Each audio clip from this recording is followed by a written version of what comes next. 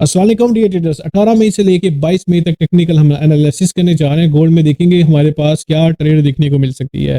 Last week मैंने आपको एक ट्रेड अनाउंस की थी जिसके ऊपर मैंने खुद भी ट्रेड की थी, और ये किस बेस पे ट्रेड की थी आप लास्ट वीक एनालिसिस निकाल के देख सकते हैं। ये ट्रेड मेरी हुई थी जो कि इसका 46-15 से लेके और 47 तक 47 तक मैंने टीपी ये हिट किया था।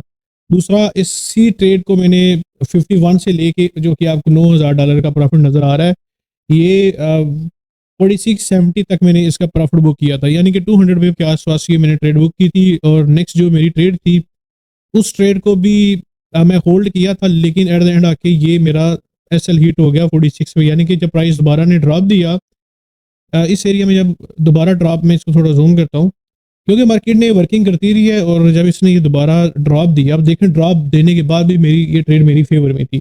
यहाँ से प्राइस एक्टिव हुई, यहाँ तक मैंने टीपी लिया, इसको लॉन्ग होल्ड कर रहा था मैं, ठीक है। मैं इसको चाह रहा था कि मजीद ऊपर तक अगर ये भी ब्रेकआउट मिला तो इसको मजीद होल्ड करेंगे, लेकिन प्राइस जब इसने ड्रॉप दिया, इस 4651 वाला जो एक लेवल था उसको ब्रेक किया, लेकिन प्राइस फिर भी हमारी फेवर में गई है ऊपर तक का, क्योंकि ये एक लेवल बड़ा स्ट्रॉन्ग था। इस लेवल को स्ट्रॉन्ग करने के लिए पहले इसने डिसरेस्पेक्ट भी किया है।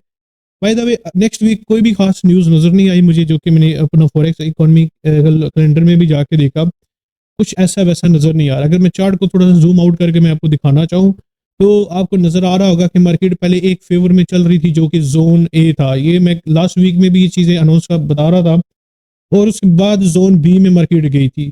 तो जोन बी में जब मार्केट गई है तो उसने फिर से रिवर्सल किया, जोन बी से लेके फिर जोन ए में आ गया। अब जब जोन ए में आया, ये मार्केट काफ़ी खतरनाक एक लावा मूवमेंट यानी कि रैली के तौर पे प्राइस ने ड्रॉप दिया। इसमें ये सूरत ये होती है कि जब भी कैंडल ड्रॉप दे रही होती है तो वो स्लोली स्लोली ड्रॉप करते जाती है, उसकी कोई रिवर्सल या कोई रिट्रेसमेंट या कोई इस तरह की मूवमेंट नहीं आती जो कि प्राइस को रोकने की कोशिश करता है। अब यहाँ पर देखिए तो हमारे पास जोन ए, जोन बी और फिर मार्केट दोबारा जोन ए में आ गई है। तो मार्केट दोबारा अभी हम इसको जोन सी कर देते हैं। अब जोन ए, बी और ये सी। अब देखते हैं कि जोन सी में कैसे जा सकता है, क्या जोन ए से मार्केट दोबारा जोन बी में जा सकती है कि नहीं जा सकती। इसके लिए कुछ चीज़ें निकालते हैं, फिर हम देखेंगे हमारी ट्रेड कहाँ से एक्टिव होती हुई नजर आती है। फर्स्ट ऑफ ऑल मैं यहाँ पर आ गया हूँ अपने वीकली एनालिसिस पर, सॉरी वीकली टाइम फ्रेम पे। वीकली टाइम फ्रेम को अगर मैं देखूं, अभी तक मुझे एक चीज़ नज़र आ रही है कि मार्केट की जो फेवर जो नज़र आ रही है वो फिल वक्त टेक्निकल जो नज़र आ रहा है, क्योंकि ये स्ट्रक्चर अभी कंप्लीट है, बना हुआ है, ये स्ट्रक्चर अभी ब्रेक नहीं हुआ, और ना ही ये स्ट्रक्चर, ना ही पैटर्न, ना ही यहाँ पे कोई ट्रेंड चेंज हुआ है। बड़े टाइम फ्रेम में प्राइस को इस एरिया से अगर दोबारा एक्टिव होने पर आता है तो दोबारा प्राइस आपको अप साइड में जाएगी। अभी तक का ये पैटर्न जो मुझे नज़र आ रहा है, ये परफेक्ट पैटर्न वही नज़र आ रहा है कि अभी तक इसके हालात जो है ना वो बुलिश गई हैं। लिहाजा हम बढ़ते हैं अपने देखते हैं कि मंथली टाइम फ्रेम में क्या मार्केट कह रही है। जी, मंथली टाइम फ्रेम में भी मैंने पहले भी एनालिसिस में किए थे, जब ये मंथली कैंडल क्लोज हुई थी उस टाइम भी मैंने बात की थी कि मार्केट की एक रिट्रेसमेंट ये बनती है, जैसे ही ये रिट्रेसमेंट करेगा तो ऊपर आएगा तो इसका हाईएस्ट लेवल ये बनेगा। लेकिन एक और भी मैंने बात की थी, अगर आपको याद हो, कि जब मार्केट में इस तरह की कैंडल बनेगी, अगर इसने ये ब्रेक ना कर सका, लेकिन कम से कम आपको कैंडल क्लोजिंग कुछ इस तरह की ग्रीन दे देगा जो कि आपको रिवर्सल नेक्स्ट मंथ भी प्राइस को ज़्यादा बुलिश करने की चांसेस दिखा सकती है। अकॉर्डिंग टू दिस कंफर्मेशन और दिस कंफर्मेशन, प्राइस फिल वक्त इस एरिया तक का और इस एरिया तक का प्राइस को होल्ड करके रख रही है।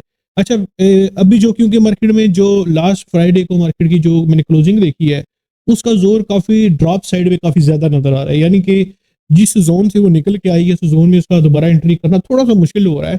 लेकिन मेरे लिए एक बेस्ट और परफेक्ट लेवल जो कि मुझे मंथली इस टाइम फ्रेम में भी नज़र आ रहा है, जहां से देख सकते हैं कि हमारा स्टॉप लॉस हिट होने के चांसेस इंतहाई कम हो सकते हैं। मैं उसको ज़रा हाईलाइट करने की कोशिश करता हूँ।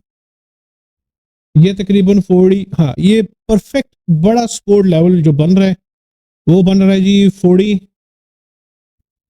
4400 का। ये परफेक्ट सपोर्ट लेवल है, यानी कि सपोर्ट लेवल से एक अच्छी किस्म की जो है ना हमें एक ट्रेड मिल सकती है, जो कि मैं आने वाले दिनों में मैं इसको मजीद 5000 से भी ज़्यादा होल्ड कर सकता हूँ। कुछ परसेंट यहाँ पे मैं इस एरिया से इस एरिया तक का कुछ परसेंट प्रॉफिट बुक कर सकता हूँ, लेकिन इसको ज़्यादा होल्ड करने का मेरा ध्यान होगा। अच्छा जी, ये तो मैंने देख लिया।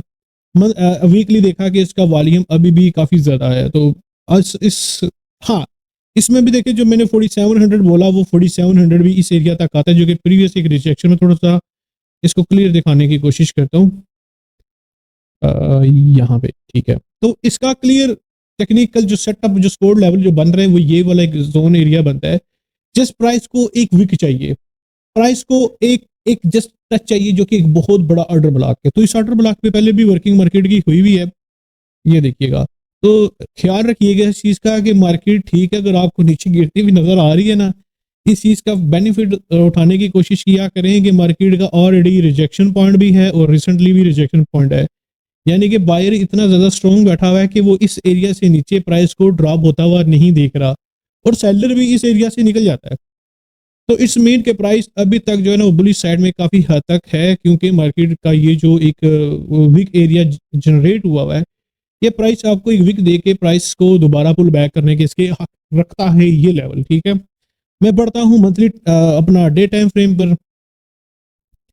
डे टाइम फ्रेम में देखें तो हमें एक का पैटर्न नजर आ रहा है। अब जरा इस चीज को देखिएगा और समझिएगा कि मार्केट में कब पैटर्न नजर आ रहा है। अच्छा जी, का पैटर्न एक होता है ये, ठीक है। का पैटर्न में हमेशा मार्केट एक काम इस तरह का करती है कि प्राइस को ये का पैटर्न बना और ये प्राइस ब्रेकआउट देती है, दोबारा रिट्रेसमेंट करके दोबारा से एक बुलिश सेटअप की तरफ जाती है। लेकिन यहाँ पे एक इन्वर्स का पैटर्न बना जो कि प्राइस को ड्रॉप करने पे आता है।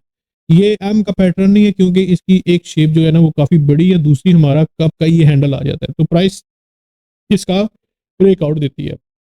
याद रखिएगा मार्केट का थोड़ी देर के लिए ट्रेंड बेरिश साइड की तरफ बनना है, लेकिन बेरिश साइड की तरफ भी शक है, क्योंकि लास्ट वीक तो मार्केट की क्लोजिंग हो गई है।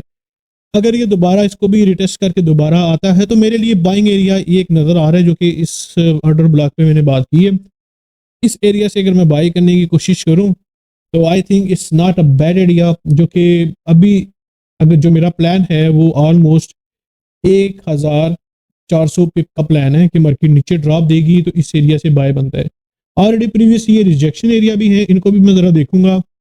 अगर मार्केट ने इस एरिया से भी अगर मौका देती है, ये भी हाईलाइट कर लेते हैं कि जी मार्केट की एक लास्टेस्ट जो रिजेक्शन थी उसको भी हाईलाइट करते हैं, ताकि हम उससे भी अगर रिजेक्शन मिल रही हो तो उस एरिया से भी हम प्राइस को उठा सकें। ये तो 1000 पे बन रहा है, 1000 मजीद पे बन रहा है, यानी कि 4600 लेके ये 43 तक 4300 तक मार्केट का एक रिटेस्ट बना के प्राइस को दोबारा ऊपर लेके जाने के हक में, यानी कि प्राइस में ये एक बड़ा वॉल्यूम आ जाता है इस एरिया में, जो कि बायर को अपना इनवाइट करता है। तो इसकी अगर रिजेक्शन तक भी इसको कंसीव करने की कोशिश करें तो 4650 तक नेक्स्ट कमिंग वीक में ये हालात मुश्किल कह सकते हैं, क्योंकि कोई न्यूज़ कोई बड़ा वॉल्यूम या कुछ इस तरह की चीज़ें नज़र नहीं आ रही। बट ये एक टेक्निकल बड़ा अच्छा सेटअप नज़र आ रहा है, ये सिर्फ बायर के लिए।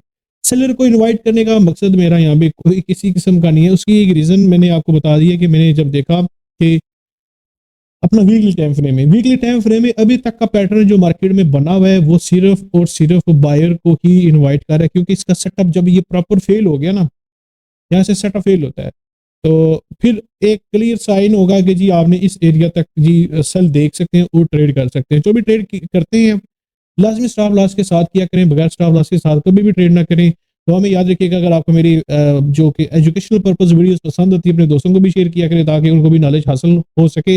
बाय बाय, अल्लाह हाफिज।